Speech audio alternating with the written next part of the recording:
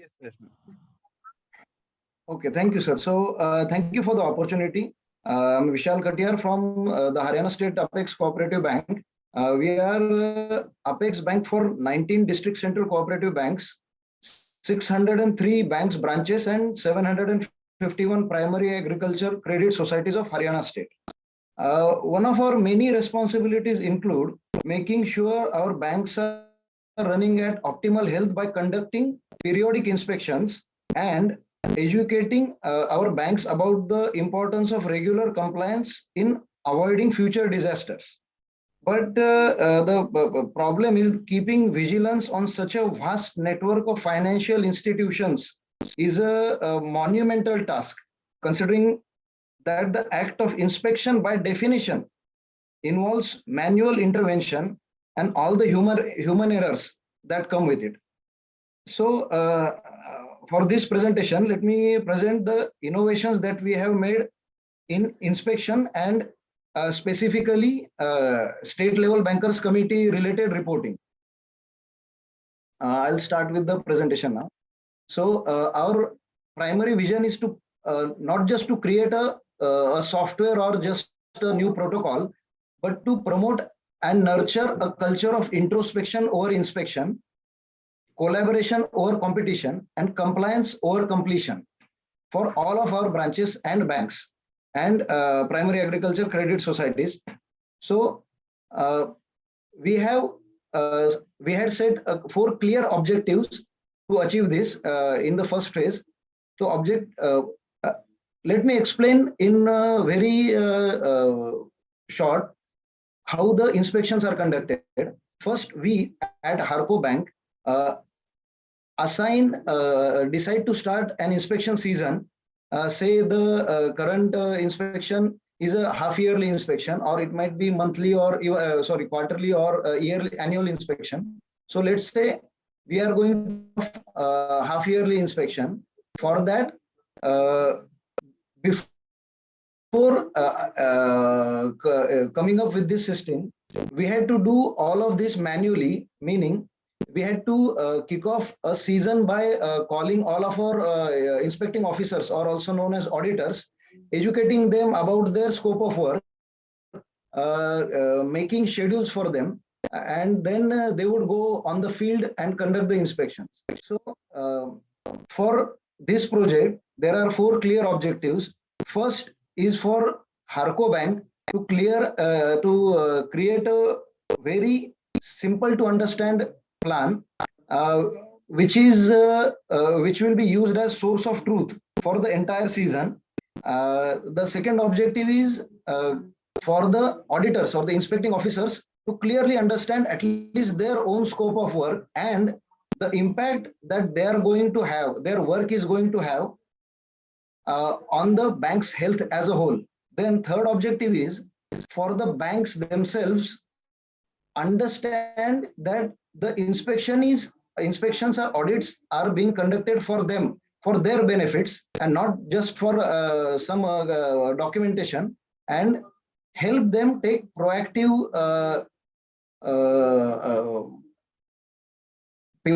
approach to this entire process.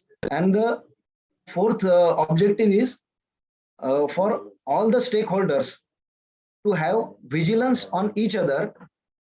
You can say a friendly vigilance on all the other agencies, irrespective of their previous experience or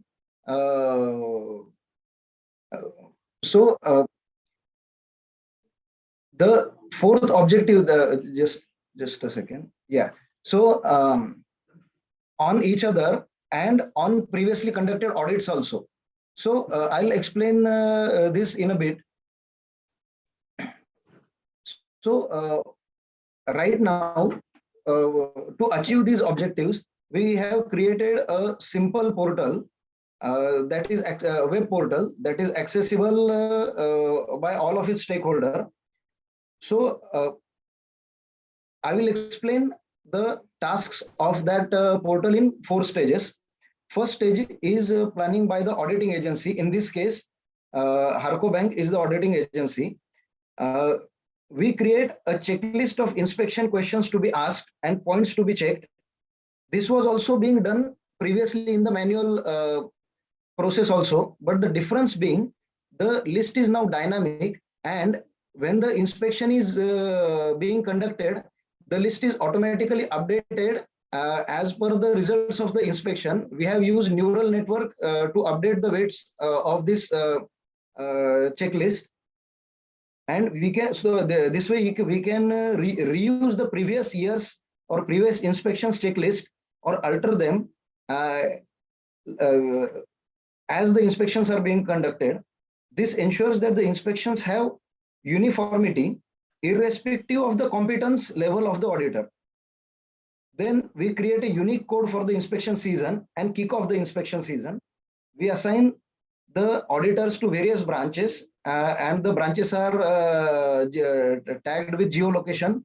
The auditors have an app, and it is also constantly being monitored.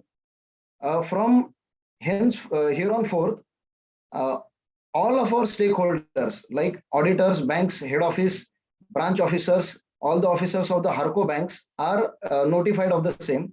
And even during the inspection, we analyze any current and future bottlenecks that may occur and collaboratively work on avoiding those in real time. So second part is making auditors understand their responsibility and their role in the entire system. So after we assign the auditors to the branches as described in the previous point, the auditors start seeing their assigned branches and the work to be done. This ensures that even the most beginner auditors without any experience can conduct the inspection at the level of someone with years of experience. They can schedule their branch visits and conduct inspections by going through the checklists.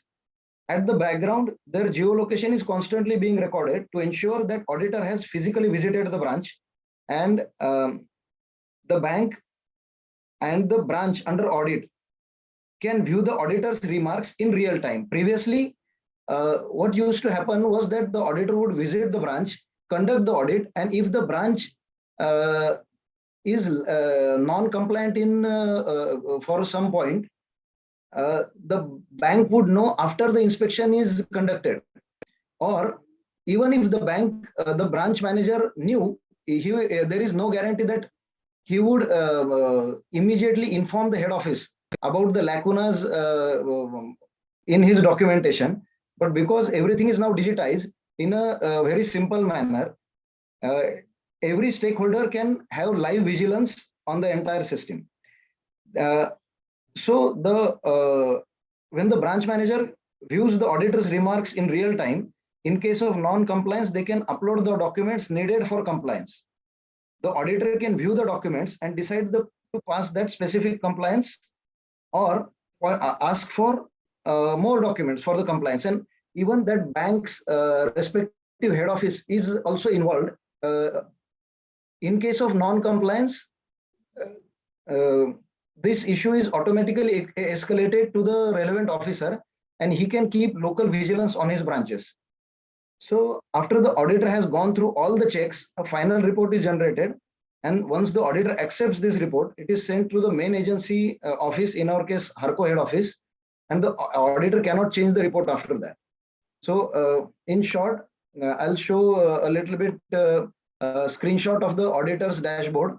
On the left side, you can see that we have separated the inspection checklist into multiple sections, say cash verification, reconciliation and balances and all that.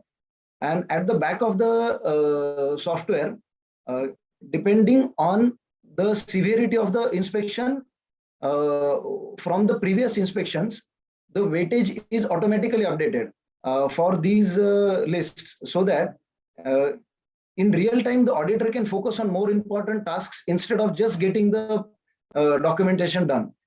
And he can click on any of the points on the left, say cash verification, and a fixed list of inspection is displayed to him in this manner. And after updating the necessary remarks. Again, the dashboard is constantly being updated for the auditor. Now, at the right side is the most interesting and the part that helped us the most, bringing all the banks up to date on the importance of compliance. These are the documents uploaded by the respective branches for non-compliance, which is my next point, and I will show it to you. So the bank's main responsibility is getting compliance for their individual branches. So the bank and branch under audit can view the auditor's remarks in real time, and in case of non-compliance, they upload the documents. And if the auditor accepts the document, that point, shown in this screenshot of slide, you can see that on the left, this is the branch manager's dashboard. He can see in real time which inspection point is non-compliant. He can click on the inspection point, upload the document, and the auditor, if the auditor accepts the document, then his branch progress increases. If he rejects, then the document is again shown to the branch. In case the branch manager doesn't do this periodically and on time and without any follow-up, then the bank's head office is again notified of the same, and they monitor its branches for non-compliance and follows with them to get the compliance done. So because of implementing this system till the last mile, meaning till the bank's branches, we have seen a very good acceptance for this system, because this is a turnkey system, and the banks did not have to purchase anything else or implement or get trained on any other system for automating their branches. And the last part is vigilance and peer support for each other. So we have given them, being banks, we are very well versed with financial accounting, but usually the banks are very, usually the banks are lacking when it comes to accounting for the time. And so the entire system is built around assigning targets with deadlines. And I'll explain from the top. Harco Bank monitors top and bottom performing banks, understands the underlying reason for success and failures in their compliance, and tries to resolve them before it becomes a problem, and understands what is making a particular bank successful in terms of audit. Is it the auditor? Is it the branch managers? Is it the constant follow-up by the head offices? We try to understand it, and we try to implement that knowledge at other banks also. Using live support, we assist auditors and bankers for online query resolution. We analyze consolidated reports to improve the current audit checklists, so that because everything is driven by the checklists.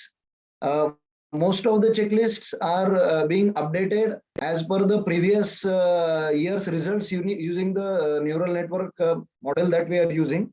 And on top of that, because we are also manually updating the checklist,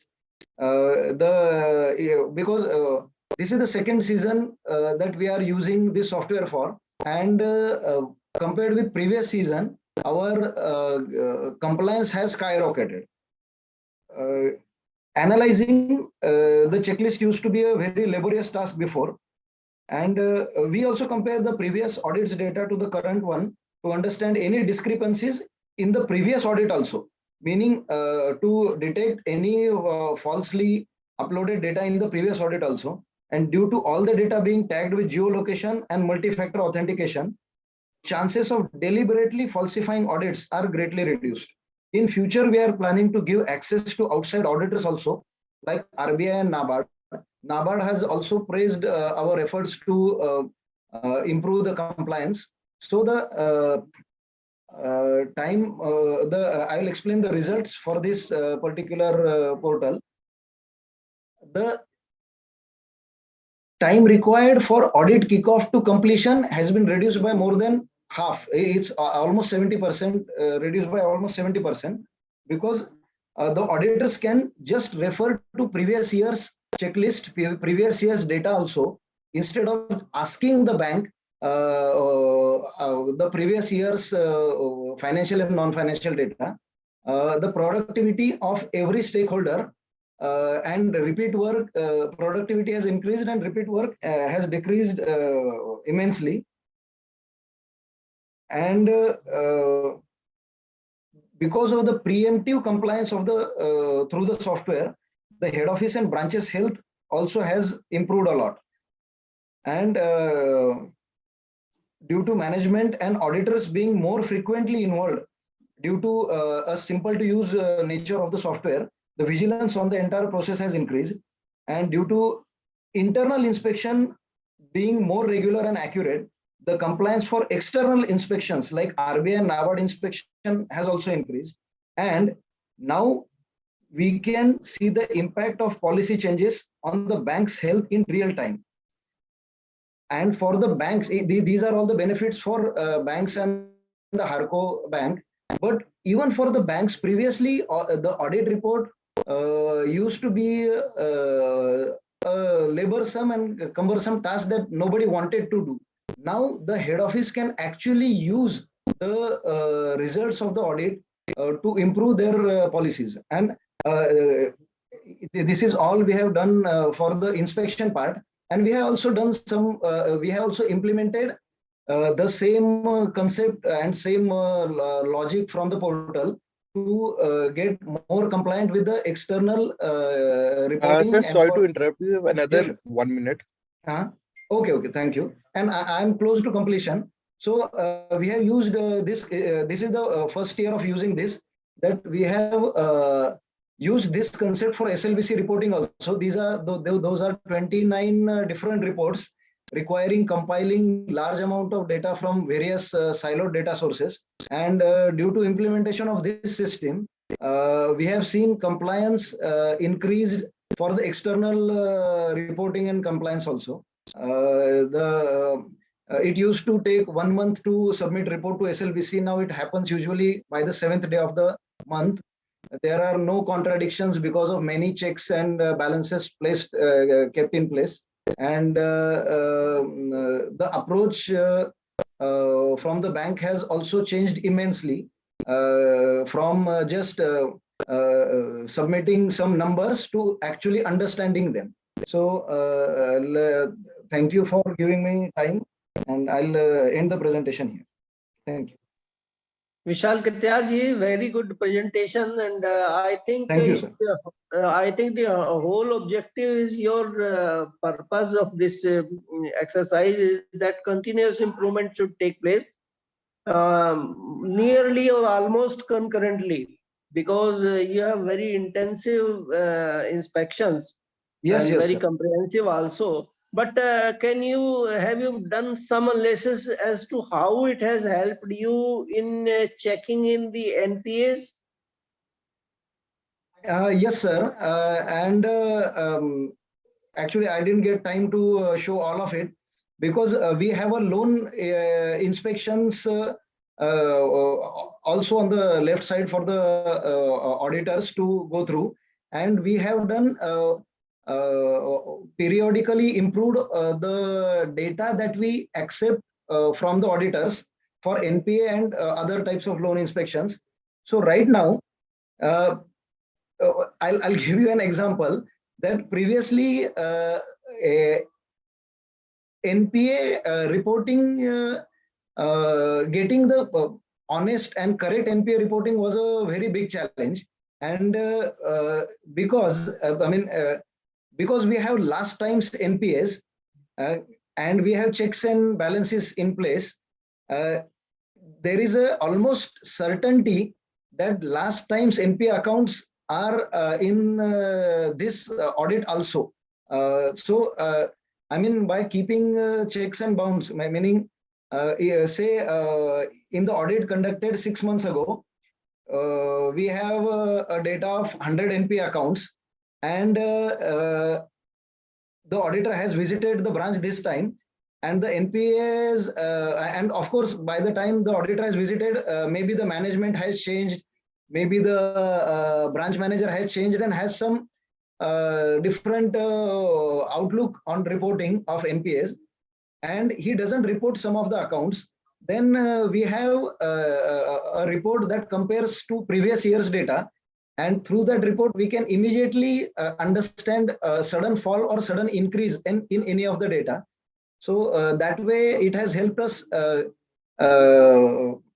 understand, get a deeper understanding of our worst performing assets.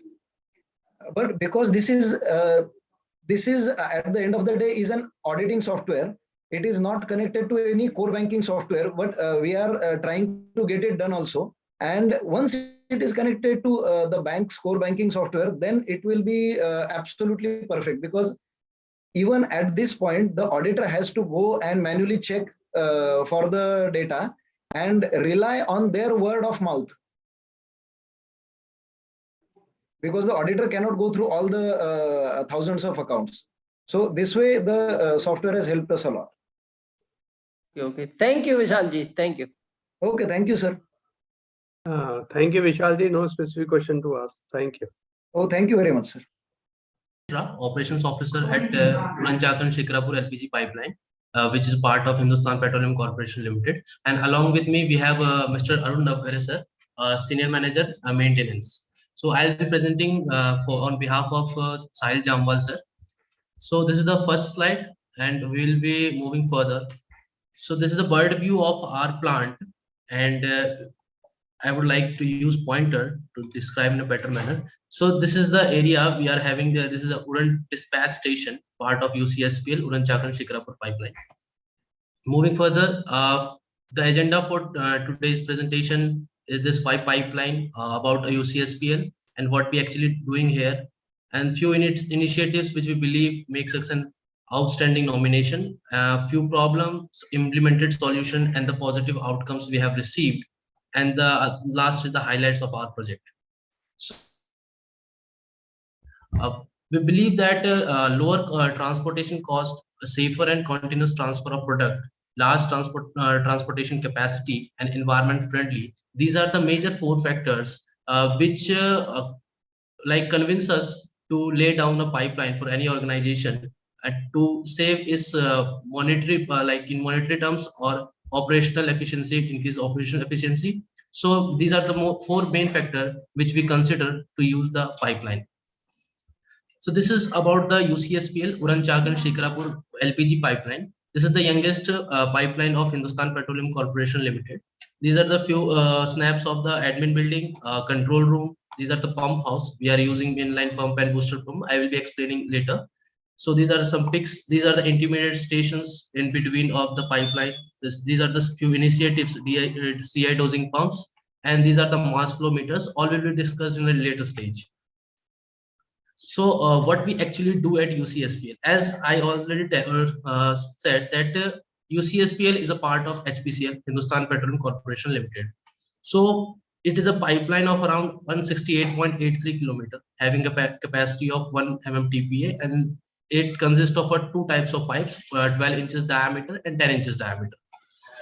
To explain this, this is Trombay. Here we have refinery of Hindustan Petroleum and Bharat Petroleum together, like different refineries at same place. So from there, BPCL has laid a MUPL line of around 29.7 kilometer subsea line of 0.8 mmTP capacity and 10 inches diameter. So this pipeline is helping us to evacuate the product from MR. Whatever we are refining and producing at MR, we are evacuating that product through this MUPL line, which is operated and maintained by Bharat Petroleum Corporation Limited. And we then from Uran, once the product reaches to Uran, at Uran to Shikrapur, we are operating this pipeline, Uran Shikrapur pipeline, and pumping this product to different receiving stations and to dispatch locations.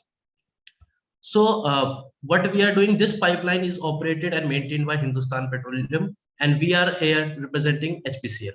So at this point, from this point to this point, Shikrapur, we have 168.83 kilometer of pipeline, including 2 spur lines of this 7.18 kilometer and 4.75 kilometers. So we have 2 bottling plant, one at SV13, we are taking tap off from SV13, and last is Shikrapur. So bottling plant in which we fill our cylinders, we load the TTs, and we send it to the different states. From this pipeline only, we are catering to the different part of the countries like Maharashtra, Telangana, Karnataka. So this acting as a common carrier for both of the companies like Hindustan Petroleum and Bharat Petroleum together. These are the few initiatives which we believe we have implemented well to participate and to outstand in this nomination and in award. So first one is the Ekagra initiative. Ekagra in Hindi is this like focus. So we have come up with an initiative in which we have involved our all stakeholders which are responsible for better efficiency, better working of the pipeline. Be it our security agencies, because we have 168 kilometer of pipeline, we have to maintain it, we have to secure it from the external threats like pilferage and theft attempts. So to avoid that, we have hired line workers, security guards from the different agencies, government approved agencies. So for that, we have come up with the module called Ekagra, in which we provide trainings to all the stakeholders, we involve them, we meet on regular basis, and we implement whatever the ideas are discussed on those meetings. Moving further, we have a moisture analyzer at the dispatch stations. Quality is something which is the utmost priority for any organization to make his customer base or more broader. So focusing on the quality, we have a moisture analyzer to check the content of water or any contaminant present in the LPG, so that we can check it on the earlier stage. Like we have a pumping station at Uran, so there only we have installed this, and there only we check the content of water in that particular LPG, and accordingly we act so that the pure form of LPG can be transported or dispatched to the receiving locations. Third is AI/ML based OneView system. AI/ML is something which is all about in the news everywhere. Artificial intelligence and machine learning. So for the detection of the, if jury members allowed, I would like to use pen to explain it better. Please go ahead. Okay, thank you, sir. So suppose, sir, this is the pipeline, and we are at the Uran dispatch station, and we are here having a Shikrapur receiving station. In between, we have number of stations at 8 to 10 kilometers of distance to isolate the section. So suppose someone is working here, a manual digging or mechanized digging is doing here. So we, through the OFC cable, we have led along with the pipeline through the vibration and sensing systems. We get the alarm in the system at our control room that someone is doing some work which is a threat to our pipeline. And as per the frequency and the vibration, volume of noise, we get to know the type of work being done. The earlier system we had is a pipeline intrusion detection system, in which what happened, like OFC, the work will create some vibration. That vibration will be taken to the system, and after analyzing the data, we get to know that this type of work is being done there. Now, what we are now implementing, we are using AI/ML in that. Now, what AI/ML is actually doing, suppose there is an alarm that here is a machine digging is going on. What we'll do, we'll send our line worker or supervisor to check whether the alarm is real or fake. Once the line worker go there and check that this is not the machine digging, this is manual digging. It means this is a fake alarm, or system is not capturing the signature as it would have been. So now we are using, now we can train the system through AI/ML. We can train the system. We provide the input to the system that this signature you have captured and shown us as a machine digging is not the machine digging. This is the manual digging. So this capture the data. We train it. We provide inputs, and after number of iteration, it captures that signature. And when the next time, whenever there is same type of signature is being generated, now it will not reflect it as a machine digging. Now it will reflect as a manual digging. So this is the advantage of using AI/ML based system. So it increases our efficiency, it decreases our response time to reach there, and then same time reduces the number of fake alarms or nuisance alarms. So this is one of the initiatives HPCL has started and we have implemented in our pipeline. The next is the 68 kilometers of pipeline, in which at around 72 kilometers, we have a steep terrain of around 800 meters, of which crossing the Bhivpuri Ghat section. So in that Ghat section, the surveillance is bit difficult or risky also to like if we take security guards there, it will be risk involving and human factor is involved. So we avoid taking risk. In that case, how we are surveillancing and how we are maintaining the security of the system, we are using drone for that particular area.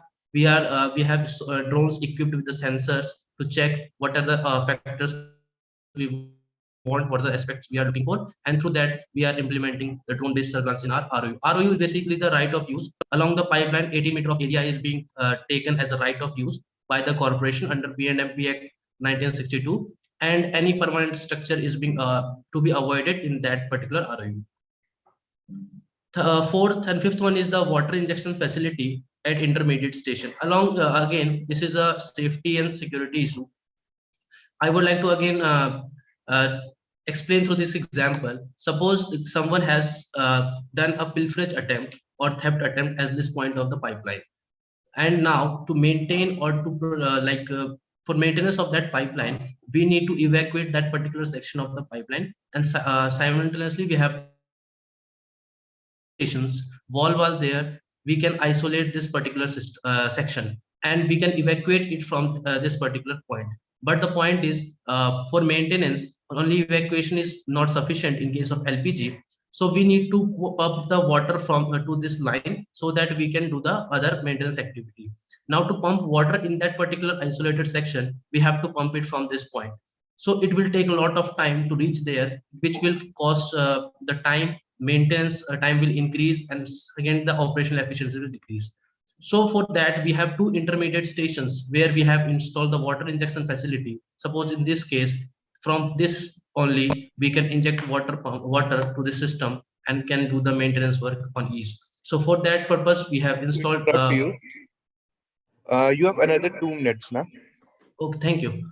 So this is what we have installed. Next is the lightning and surge protection survey and mitigation systems we have implemented to avoid the lightning and the surge protection. So whenever there is a fluctuation of power, we can protect them. And many of the cases has been observed in different OMC, and due to that the failure of system has happened. To avoid that, we have initiated the survey and mitigation. So these are the problem and solution and the outcomes we have received. First one is the maintaining unity power, which helped us to reduce the cost. Around 32 lakhs of the monthly bill we have on yearly basis, we have reduced 32 lakhs. Again, we have installed VFD for smooth starting of pump, optimization of power requirement, easy and maintaining pressure at flow systems. Initially, we have a dole system which would taking high current and which were not easy to throttle the pressure. For strengthening system, as I already mentioned, that we had pits, but to tune the pits also we needed simulation work through our line walkers and security supervisors. Now this system is incorporated with AIML based, in which we can train the system and it will capture the signature, and accordingly it will provide the real and fake alarm according to that signature we have trained. Last is the high anode bed resistance has made cathodic protection. Cathodic protection is basically used for the external safety of the pipeline. So for that, depending upon the type of soil and the area we have, the replacement of deep well anode to the shallow type, because this type type of soil we have here supports this type of cathodic protection only. And as a pilot project at 2 points we have initiated this, and which shows as a positive result. These are the highlights of our pipeline. So the entire accounting of the product is being based on mass flow meter, which I showed earlier in one of the photographs, to avoid the manual gauging and manual intervention. And all the digital system help us to get the right invoice and right transactions. Enhancing the integrity of the pipeline through in-house developed corrosion inhibitors, we have R&D center at Bangalore, where we develop the corrosion inhibitors which help us to avoid the internal corrosion of the pipeline. Since commissioning in 2019, there were no pilferage attempt in the pipeline. which shows our strengthened safety and security of the system. Implementation of leak detection system to check any leakage. If there is any leakage, depending upon the packing rate or inflow and outflow, we get the pop-up in the system that there is a leak, and we can thoroughly check that area, and if there is no, we can acknowledge the alarm. Last is the implementation of security tracking system to track our line workers. Our line workers are on the field, but to track them is very important, where they are going and how they are working. So for that, we have taken the we have given the tracker to them, and we take the coordinates of that tracker, and we have a system at the control room where we can track them and where we can keep an eye on them, that wherever they are and how they are working. So this was all about the UCSPL Uran Chakran Shikrapur pipeline. Thank you so much. Very good presentation, Mr. Roshan Kumar Mishra ji. Excellent work. And are Thank you, you sir. replicating? Are you replicating this project in other parts of India also? Yes, sir. It is actually our is the 2019 pipeline. This type of the initiatives has been taken across the HPCL other pipelines also, and we are the part of that, sir. Okay, okay. Please share with other companies also best practices, just like you have mentioned cathodic protection and AI machine learning, particularly the blocking of the false positive. That is in fact a very unique feature you have introduced. Excellent Yes, work, sir. sir. Thank you. All the appreciation for the good work. Thank you, please. I see it as a routine exercise of detecting any problem with the system. So what is so unique about it, which other companies are not doing and you are doing? Yes, sir. Actually, other organizations means what happens. We have already laid the OFC cable, which we know that it is used for the telecommunication purpose, and it is mandated by the PNGRB. Similarly, by using this asset, we are also able to, as we know that ROU means right of use from where the pipeline is going in the cross country. At every meter, we cannot control the interference by the means I am talking in part of security of the pipeline. So by using this fiber cable, which is actually designed for telecommunication, we are trying to convert it to also utilize as a part of security. So and accordingly, when we are going for intrusion, same time we are also trying to get the historical data that if any pilferage is about to happen, that could also can be extracted from the existing database. So I think this is the unique feature which we are trying to explain. Okay, thank you very much. Thank you, sir. It's a Government of West Bengal enterprise incorporated on 6 September 1961. So it initially started its operation with coke oven plant, power station, gas supply network, etc., with the aim to serve other industries in the Durgapur area, and was given the name Industry for Industries. As you have heard, that Durgapur used to call the Ruhr of Bengal at that point of time. So DPL used to be a catalyst for development of other industries in and around Durgapur. However, because of some restructuring of the company pursuant to the state government order, DPL became a power generating company only with effect from 1st 2019. And currently we have an installed capacity of 550 megawatt, that is 2 running units, unit number 7 and unit number 8. Unit number 7 is of 250 megawatt capacity, unit number 8 300 megawatt capacity, and unit 8 is about 250 megawatt capacity. We also have a 470 kWp of solar power plant 2, and we have got a captive coal mine at Barjora, Bakura, which has an annual peak rated capacity of 1 million ton. DPL, since in the technological changes has come up, it's a very old company, patterning since 1961. So we have to adapt to the new technologies and to the challenging times ahead. As a power plant, we have ventured into some areas which we will share in the coming minutes. Next. Sir, we have our vision. We have adopted our vision and mission and our core values. Our vision is to be one of the most reliable and sustainable power generation utility embracing new and eco-friendly technologies.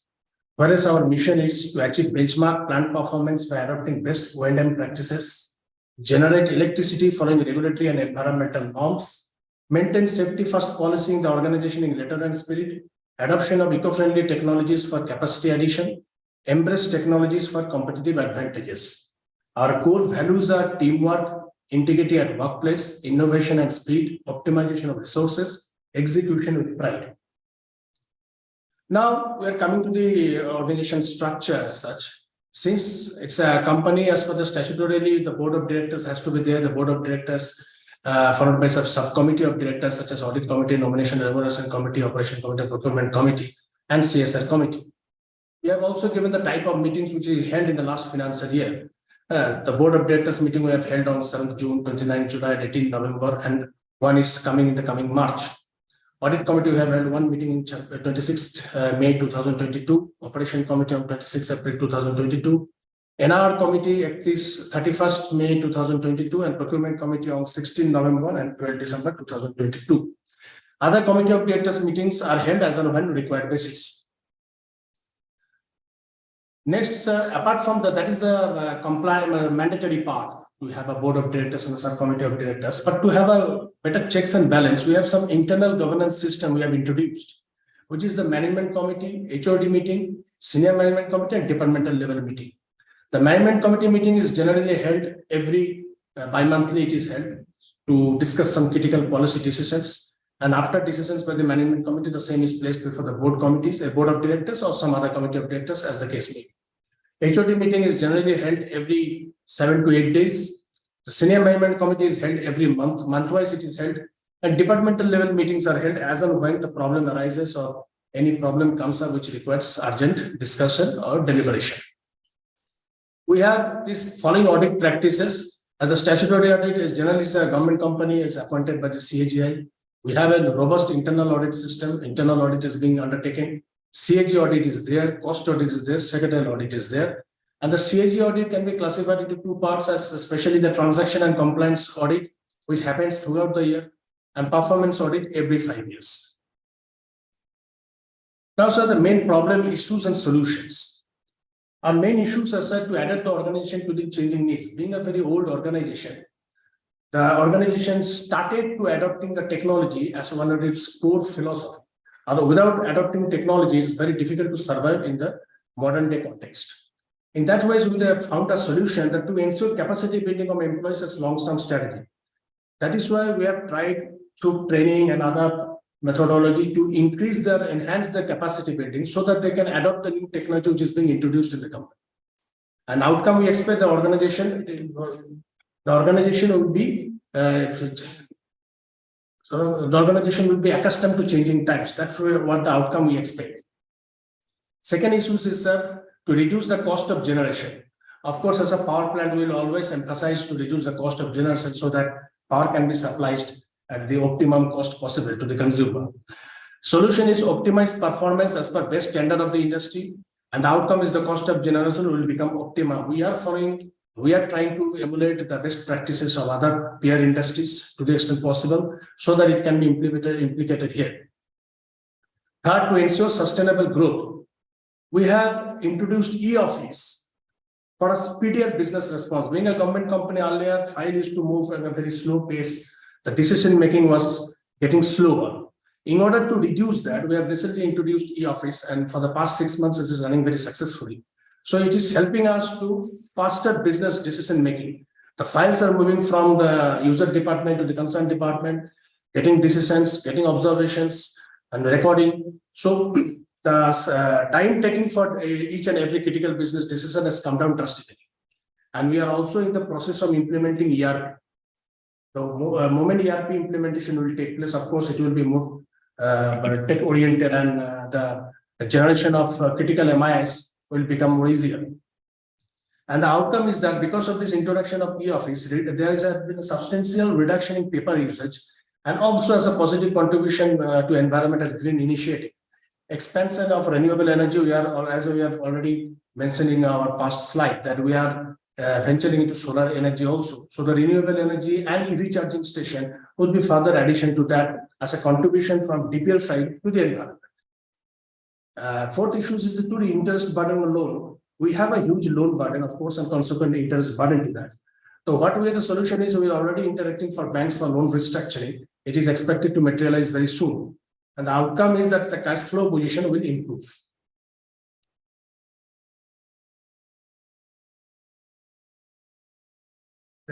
Best practice. So there are some of the best practices. Best practices. The best practices, what we have introduced so far is implementation of e-office, as we've already mentioned, and official email ID to each and every officers. We have adopted an IT policy which always guides us about the usage of IT technologies and IT cyber security and all those things. Technology adoption to enhance speed and effectiveness of business transaction to ERP, CCTV, biometric attendance system. We have introduced a biometric attendance system, being also a government company. Plus, we have installed CCTVs at every prominent places to reduce the theft of coal, reduce the possibility of theft or some kind of external attacks or something like that. So we have installed CCTV in all prominent positions. Besides that, to have a better internal checks and balances, we have introduced delegation of power, procurement manual, we have a risk manual and grievance redressal policy, etc., which have been released, which is expected to introduce transparency and uniformity in its approach. To address the problem of the plant at the soft floor level, we have a regular review meeting at operational level, plant level, and the board level, where meticulously we are following them. So first, it is the operation level where the discussion took place. From the operation level, it goes to the plant level head. The plant level head then discusses with the full-time directors, and then finally it goes to the board for the discussion and deliberation. Then periodical audit done as per schedule. We have a system of audit, of course, as per the law, we have to conduct audit. But apart from that, being a government company, it is always subjected to sometimes anti-corruption bureau. Or the Sir, sorry to interrupt you. You have another 1 minute.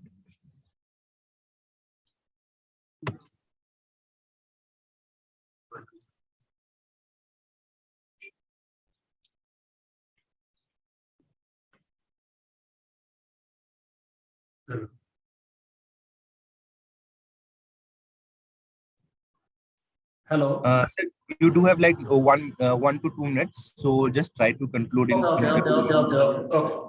So we have emphasized on capacity building. We have introduction of training calendar for employees and around budget allocation. We have implemented a suggestive scheme for the employees to submit their creative ideas. We have introduced reward and recognition scheme, employees motivation, so that they can get some kind of motivation while performing their duties. Which we have initiated HR institutional building process initiative for best practices. This is just a chart showing what is our performance. You can see that in 2019-20, where we used to incur a loss of 392 crore, the loss has come down to 2021 to 113 crore, and we have earned a profit of 5.19 crore in 21-22. It is expected to increase further in the current financial year. That we have shown. This is some of the slides which I want to share. That is, we have the highest monthly generation in the month of January 2023. We have a highest monthly ash disposal. Being a power plant, it is our responsibility to dispose as prescribed by the Environmental Ministry. The lowest monthly station auxiliary power consumption, and we have achieved the lowest ever monthly water consumption.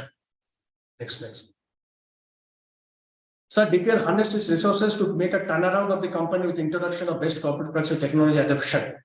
We have achieved some awards. I can mention that ISO 14001 2015, ISO 45001 2018, ISO 27001 2013, ISO 50001 2018. We have OHS Gold Award in the power sector and Green Tech Environment Awards 2023 in the environment protection category. These are the awards which have earned in the previous year.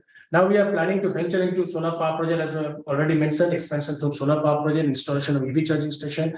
We have planned to addition 1 new supercritical thermal power unit, explore business in energy trading, and installation of flue gas desulfurization as prescribed by Ministry of Environment, Government of India.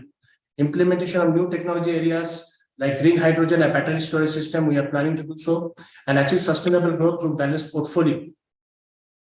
Thank you, sir. Mr. Sinha, very good presentation. You have covered almost everything. But I could not understand the reasons for your losses, since you are a power generating company and you have also a solar power plant, and not many projects you are having which are under construction. What could be the reasons for losses? So losses reasons being the company earlier was established for not profit, not loss basis during the second 5-year plan. And we used to have employee strength much more than what was prescribed at that point of time. The coke oven plant, power plant was a regulated business. Coke oven used to adopt a lot of employees at that point of time. So now what we are happening, most of the employees is retired or superannuated. Now the recruitment process is strictly as per the merit-based recruitment. And we are planning to reduce expenditure also to the certain extent possible. Now the employee strength has come down. Power business has become little flexible. So we have started earning profit. We are using technology like nothing earlier. It's a very old company. That is why technology was not adopted at that point of time. There was some mindset block was also there. But now that mindset block has been removed. Technology has been adopted like nothing. And we have expected that this financial year, the profit will go substantial. Okay. Thank you, please. Thank you. Thank you, sir. Thank you. So you are having very old units. They are subcritical. They are operating on subcritical technology. So their cost of generation must be very high. What is the cost of generation of your units? Around 5 rupees per unit. So, and what is your selling rate? Pardon, sir? What is your selling rate? You are selling electricity. Selling rate. Actually, our selling rate is less, 4.17. Because of the restructuring, certain amount is still pending, which is in the receivables front. Cost of generation gradually decreasing. So cost of generation is gradually decreasing. We have one senior colleague with us. He's saying that cost of generation is coming down. The selling rate will be fixed. Because selling rate, we are not fixing it. The selling rate is fixed by WBERC, the Electricity Regulatory Commission. So since earlier this problem was not there, but after a generating, we have become a GenCo. The cost of generation, we have to bring the cost of generation down, and capacity utilization point is also there because of lack of coal shortage. We could not use 85% of our capacity. That is why some charges got deducted and the rate comes down to 4.70. And I expect this cost of generation will come down further. And it is expected that this problem which is arises because of the selling rate and the buying rate will drastically get reduced. Sir, I know I worked in power sector for around 22 years. I was working with Planning Commission. So I know your organization. So that's why I asked this question specifically, because your cost of generation is high and you are selling at a lower rate, and still you are saying that you are earning profit. We have some other income also, sir. We have earned some other income which has helped us to earn that profit. And this year, the cost of generation has come down further, it is expected. And we have submitted the tariff petitions before the WBRC. I think the rate will become little higher. So that revenue gap will come down automatically. And other income from sale of scrap and all those, some other income helps us to erase out differences. Okay, I wish you all the best. Sir, my colleague wants to say something. Sir, actually our utilization was not so good. Actually, it is 60% above that. We are trying to reach it 70%. Then we can turn around further. More profit. We can generate more profit because of capacity. I know that. Okay, I wish you all the best. Thank you very much. Thank you, sir. Thank you, sir. Thank you, sir. Thank you. I'm empty with her. Screen visible? Yes, ma'am. Yeah. So we had this 3-year multi-year project, Harita Samruddhi, in the state of Kerala, in a specific panchayat, Puduseri Gram Panchayat, wherein we've taken multiple initiatives. But before I delve into that, I'd like to give a quick overview of, in 30 seconds, of what our CSR work at UBL is. UBL, as you may be aware, is India's largest beer manufacturer and now a part of the Heineken Group. Our CSR focus areas are majorly focused on water projects, along with community development, women empowerment, and responsible consumption of alcohol. We do pan-India projects most of the times near our breweries within a 10-kilometer radius. So we've done extensive work across water-stressed geographies like Rajasthan, Telangana, Karnataka, Kerala. And we also do work with women farmers on agroforestry project or afforestation programs, scholarship programs, and during disaster reliefs, be it in floods or during national calamities like, let's say, COVID, we've given relief support. So what is Harita Samruddhi project? Literally translated to green prosperity. This project was identified, if I were to explain in the theory of change framework, the basic need of the project was that Puducherry is located in a water stressed, is now classified as water stressed, and in 2016 report of Central Groundwater Authority was classified as severely water stressed location. So it was important to do water conservation initiatives, recharge initiatives for it to have a future and have critical for groundwater development. Also, a once known rice bowl of the country was having decreased in soil fertility and cultivation due to excessive stress on water. And that's where this, coupled by the floods in 2018 in Kerala, gave an important need to have a proper water conservation and recharge project designed. We did this in consultation with the local communities, the Gram Panchayats, and all important stakeholders to have a community build project. What UB's major input was obviously in form of the financial resources. As part of the project, we've invested 2.78 crores. But other than that, our human resource in terms of monitoring, design support, and coordination. As part of some of the key activities of this project, we went on a project activity and community saturation mode, wherein all the activities are focused on one particular panchayat to meet all the needs of that particular panchayat related to water and other community related needs. So soil and water conservation structures, community mobilization around water conservation and importance of water budgeting, promotion of concepts like nutrition garden and organic system of rice intensification, which was one of the first, while OSRI is a known technique to many parts of the country, but not in Puducherry. And we were the pioneers to have that, being taught to the farmers of Puducherry Panchayat. We did plantation activities, installation of pipe composting units, etc. So as part of this 3-year project, the outputs that we were able to deliver were phenomenal and significant. So more than 5,000 water absorption trenches, 100 plus gully plugs, farm bunds across 50 plus acres of land, recharged more than 350 wells, restored 10 open wells, 80 plus rooftop rainwater harvesting units in some of the most remote and tribal houses of Puducherry, deepening of ponds, installation of subsurface barriers, check dams, community-based, formation of community-based organizations and water management committees. Improvement and addition of farmers in the existing farmer-producer organization, supporting nutrition gardens and through more than 1,100 households. And for the OSRI technique was pioneered with 20 farmers, more than 18,000 saplings planted through this project, and 200 plus pipe composting units installed. While the output numbers are significant, the outcome is is welcomed by the community and encouraging for us to take up a phase 2, which we are going to start next year.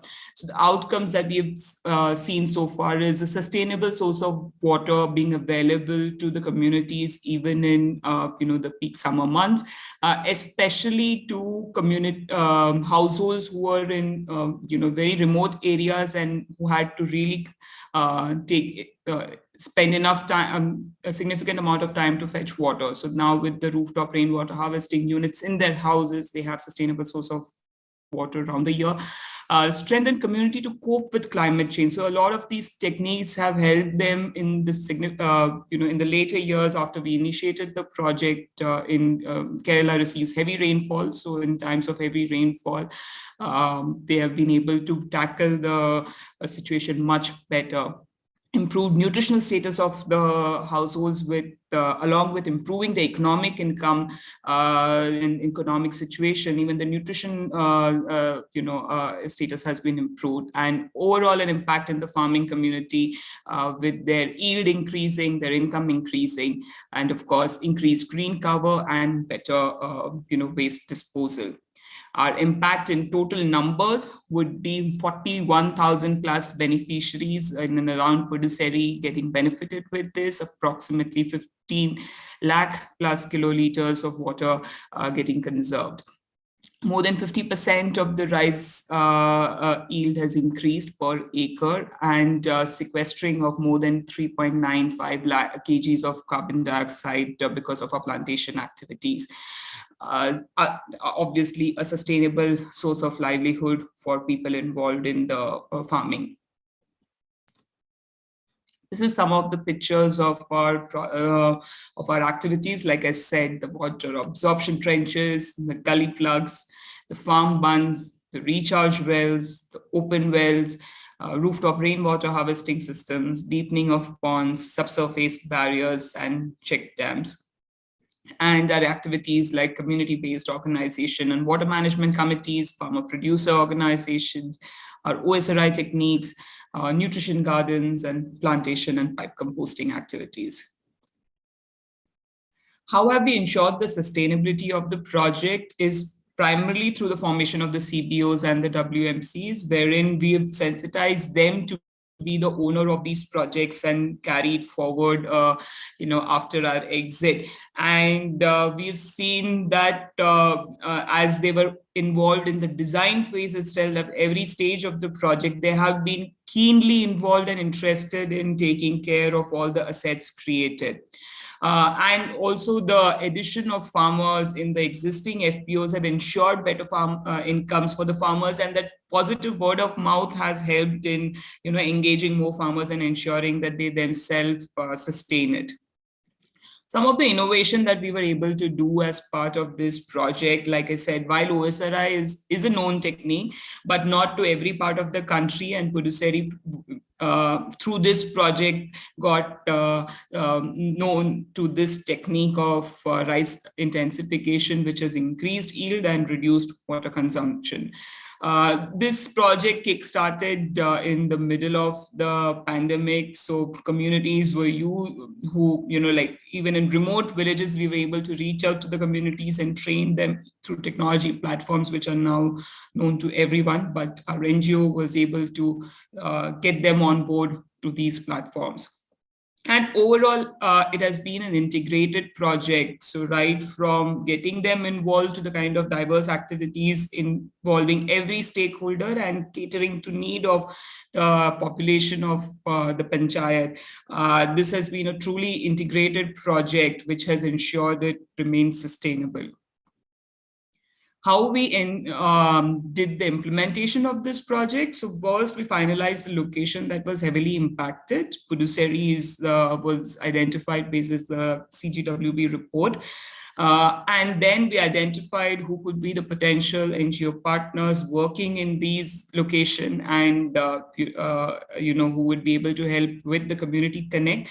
We invited multiple proposals, finalized the UWB, United Way of Bangalore, who along with a local NGO partner promised good results on ground, and a team was involved completely during the monitoring and supervision on a regular basis. These are some of the case studies of our project, of how the pipeline has helped them, with the rainwater harvesting system, a stable source of water even in summer months, while disposal of waste has become easy with our pipe composting units, and even helping in monitoring pests and other insects, and the foul smell issue that was there with waste getting decomposed anywhere is also resolved. So that was kept it briefly short so that there's some time for interaction. So happy to answer any questions that you might have. Ms. Jenny, very good presentation. Very comprehensively, you have covered so many activities. By the way, what is your budget size of CSR? Our budget is per year is around 10 crores, so between 8 to 10 crores. And you have initiated this for a period of 3 years? Yeah. Initially. Yeah. And after completing the project, you hand over it back to the community? Yeah, we hand it over back to the community. So that's where panchayats have been our, a key important stakeholder throughout our projects, so that when we exit, they take it over and they know how to handle the project after our exit. And have you found them that they sincerely do their job for keeping and maintaining the assets which you have created? Yeah, so it really depends of how interested the community is. So in Kerala, in this particular project, because it was the right need and they were involved, we have seen very good participation from the panchayats, and even today they are, really well maintained. Also, the implementation partner has very good presence, so even they have been able to keep in touch with the stakeholders to help them, support them whenever needed. So that has really helped us in the project. Okay, good. Thank you, please. Thank you. Thank you. Ma'am, I could not understand why water conservation is being required in Kerala, because you get a lot of rain in Kerala. We do get a lot of rain, but then there's a lot of runoff, and even in summer months, its water is still not available. Plus, it's classified as water stress because despite the rain, there's not enough recharge in the area. A lot of paddy cultivation also results in extensive use of water, and because of heavy rainfall and climate change impact, a lot of structures, the flood situation became really bad in 2018. So we needed structures to kind of even store the rainwater. Okay, good enough. Thank you. It's the news for us that a lot of work is also required to be done where water is available in a large quantity in some of the months, and then okay, good work, and involving a rural community for a project is also an excellent idea. Yeah, thank you. All the best to you. All the best to you. Thank you. Good morning, everyone. Thank you for giving this opportunity. This is Hussein. I am a delivery manager for CFMS, Comprehensive Finance Management System. I'll just run through, what CFMS is, how we have developed it across. So I belong to a company called Andhra Pradesh Center for Financial System and Services. So we are part of this company. This company is being established by Government of Andhra Pradesh with GO number 192. Dated October 2016. Yeah. The nature of organization is we have set up as a non-profit organization, who would support the finance of the Department of Government of Andhra Pradesh. Our vision is to become a preferred partner for government organizations in the good governance and initiatives, and we aim at enhanced efficiency and effectiveness in the government. Yeah. So this is our overlistic view of what we are as a company and what we try to do. And one of the masterpieces that we have and that we are going to present now is the comprehensive finance management system.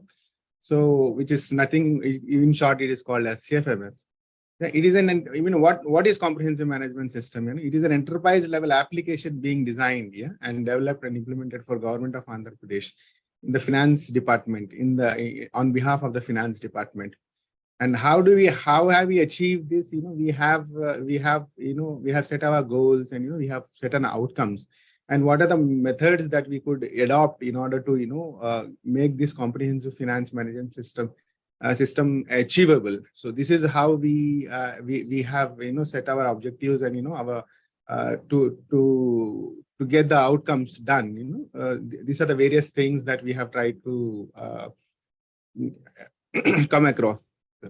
So what made us think on this is to establish a enterprise-wide financial management system which enhances efficiency in the financial transactions, effectiveness and control, and accountability and transparency in each and every granularity level. So that was the main motive that we have come out with the comprehensive finance management system. So how did we achieve this? So the comprehensive finance management system, is being built with an integration of an ERP called SAP, and we are on the latest SAP HANA suite, SAP S4 HANA, where HANA is a database where it tries to hold the data in a 7 times compressed manner, and it is like one of the sophisticated database in the system where it has n number of security features that that help us to secure these financial transactions in a very efficient and secure way. Yeah. So our objectives of the development is the efficiency of the finance management. We wanted to achieve the efficiency of the finance management system, and the enhanced efficiency, transparency, accountability, public delivery, and responsiveness and the security. These are the main objectives that we set, and that has been a driving factor for us, saying that we need the comprehensive management system for this one. And what have we achieved is we have achieved the comprehensiveness. We are the single source of the truth. Anything, anytime, we have information available online. We are real time all the times. And the data integrity of multiple departments, that's the major outcome that we achieved. And we have been able to integrate end to end with any department and any services that are available for us in order to authenticate anything on fly, basically. And security wise, we being S4 HANA suite, one of the sophisticated from security perspective and we are very well secured from data perspective, and even to creep into the system, we have trusted RFPs that's being initiated. We also have a middleware in our system where we never directly give access to any of our database directly. It goes through a middle PIPO layer. And we have achieved from innovations perspective also, how do we take this to the further, which I will be explaining in the works module and HCM module that we try to implement in our CFMS. Basically, we have defined the success. We are used to measure success, and we have ensured everything is successfully deployed. Basically, here. If I just go to the next slide. How did we achieve it? And we have achieved this in a phase manner, basically. So if I say that we have categorized this as phase 1, phase 2, and future ongoing innovation developments, whatever that we try to take. Yeah. So when whatever is the base thing that needs to run for the government and to have a comprehensive finance management system set, that we have categorized as phase 1, saying that this is a reusable thing, reusable phase going forward. So basically, like budget management, that is the first thing that we have tried to implement. Receipts and revenue and receipts, this is the second module that we try to implement, and expenditure is the third module that we try to implement. And the social benefit delivery and revenue and other receipts, all these fall under phase 1.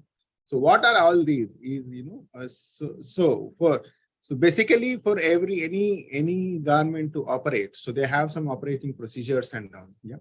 So this is the base wherein the revenue that you try to receipt through online OTC receipts, department portals, eSeva, MeSeva, anything. For that, what we have tried to done is we have tried to build an interactive system wherein all with a user friendly manner where everyone from anywhere can log in and try to pay the receipts.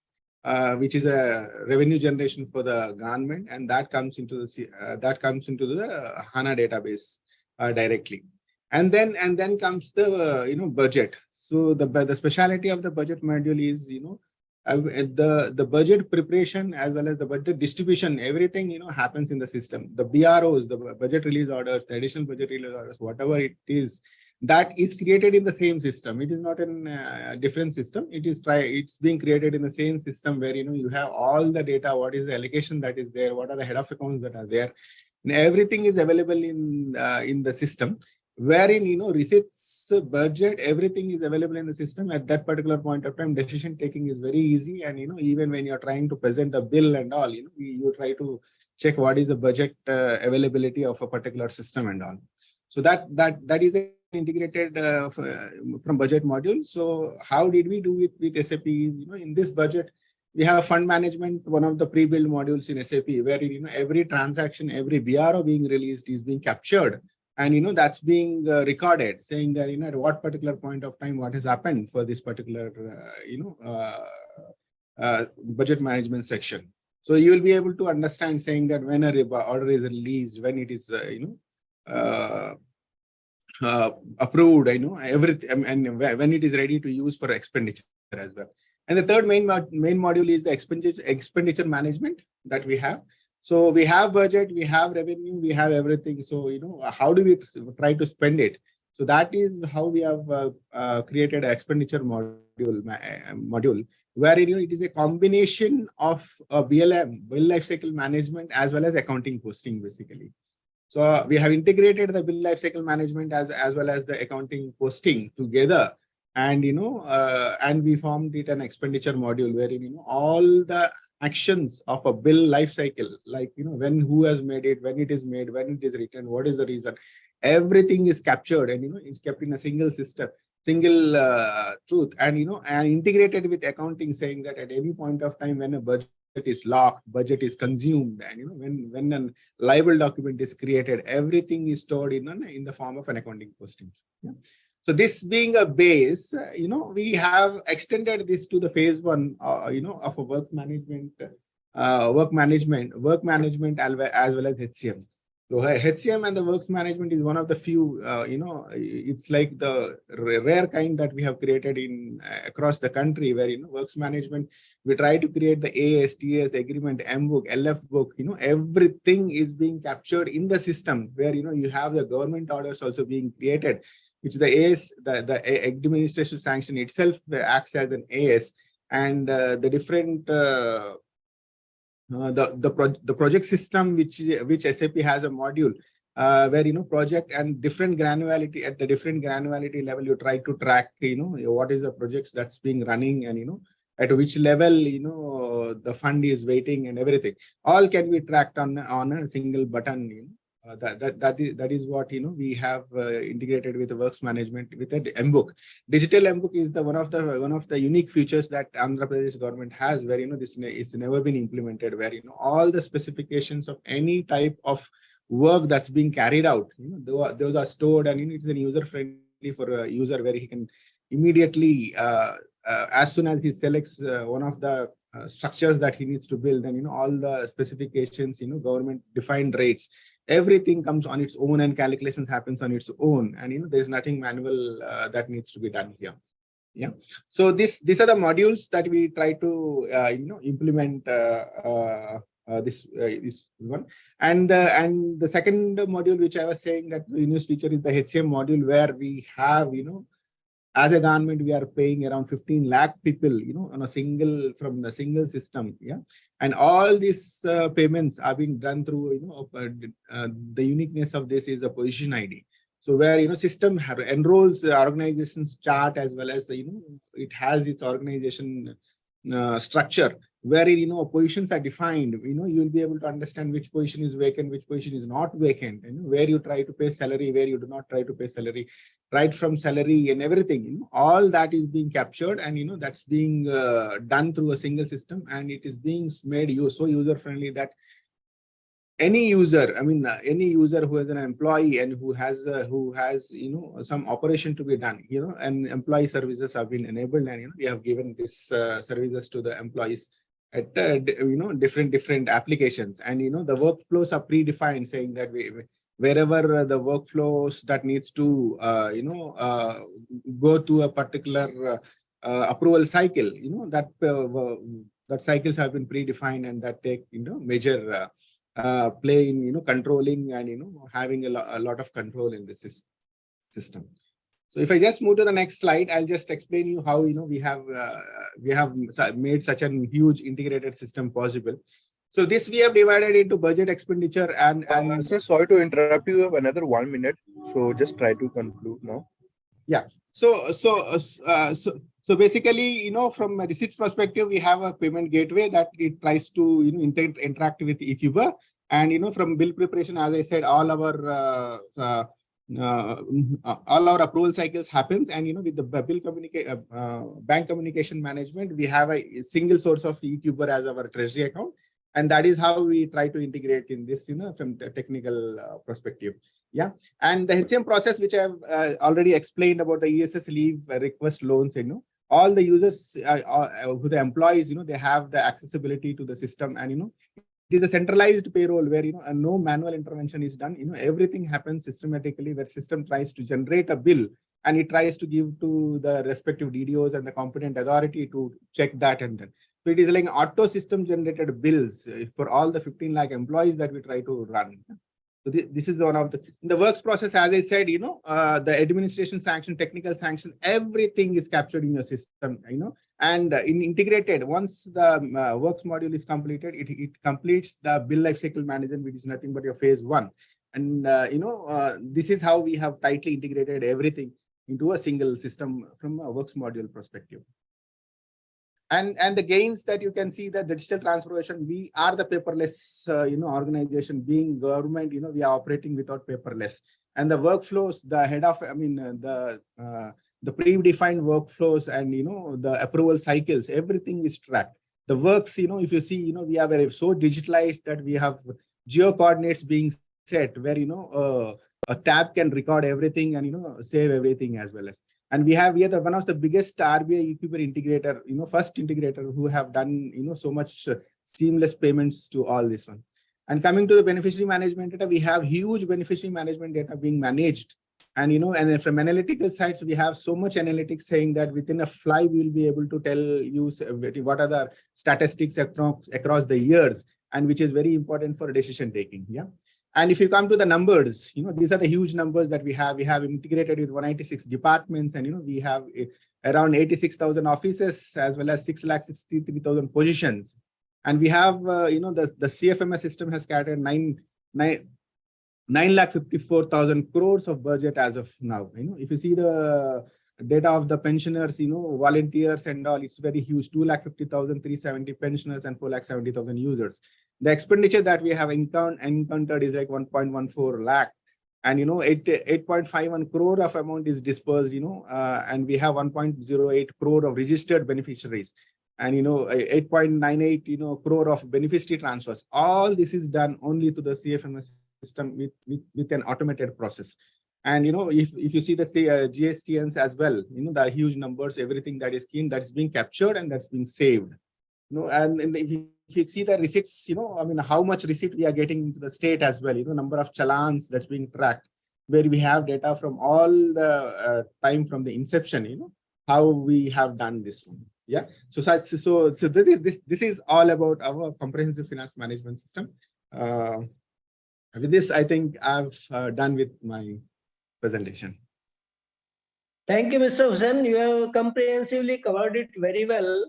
But generally, when the beneficiaries, one of the beneficiaries' complaint is that you release payment only after getting utilization certificate. So, what is the position on that? How much, at what stage you release the fund subsequently but when you insist for UC? Sir, so as part of approval process, so there is an approval process that carries out saying that a maker has a particular time, so a checker has a particular time, and approval has particular time. And once it takes the finance concurrence, and whenever the finance fund release happens, automatically the payment is being released. and that is how finance manages this release of the payments based on the priorities, and that needs to be released for beneficiaries.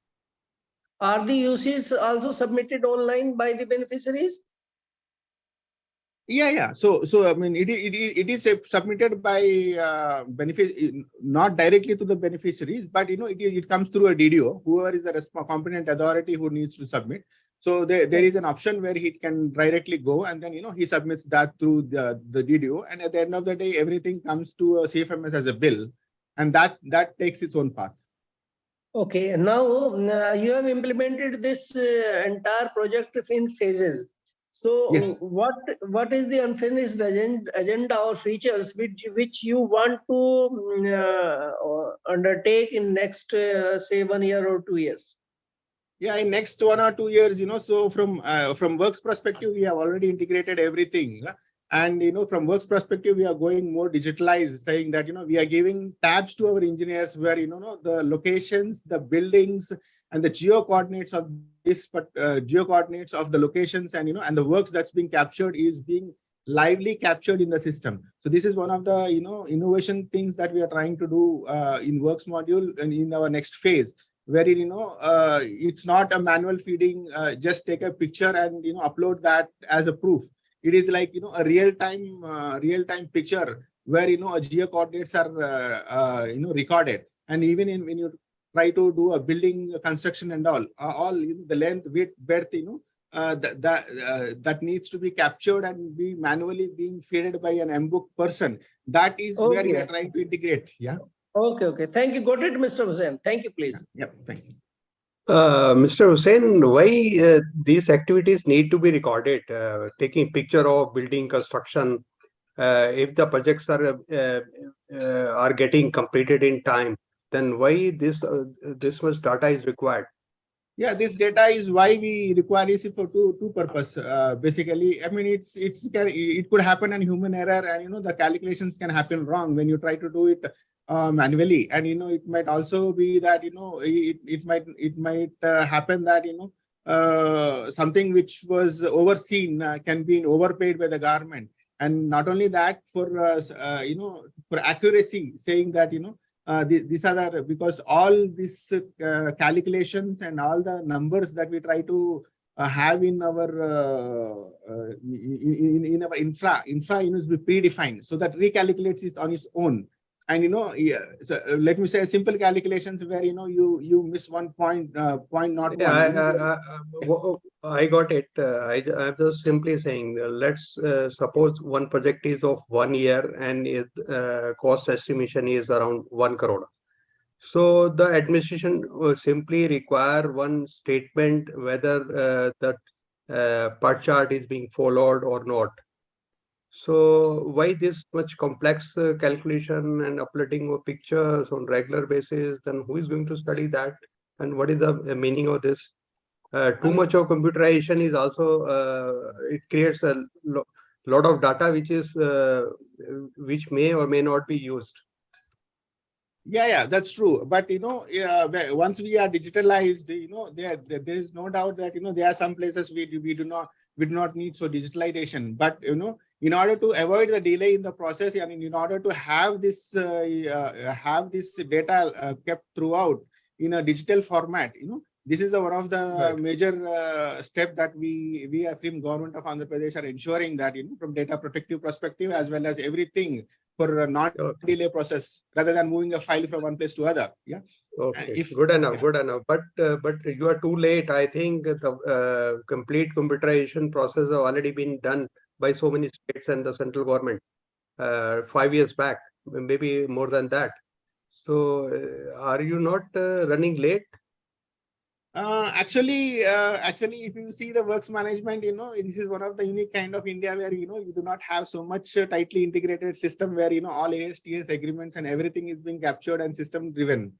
Basically, yeah, it might be true that we have an isolated systems working on different things, but the integrated system wise, this is the tightly integrated system. We are one of the unique kinds where we project ourselves saying that I mean, no one else has, such a integrated, tightly bounded system, basically.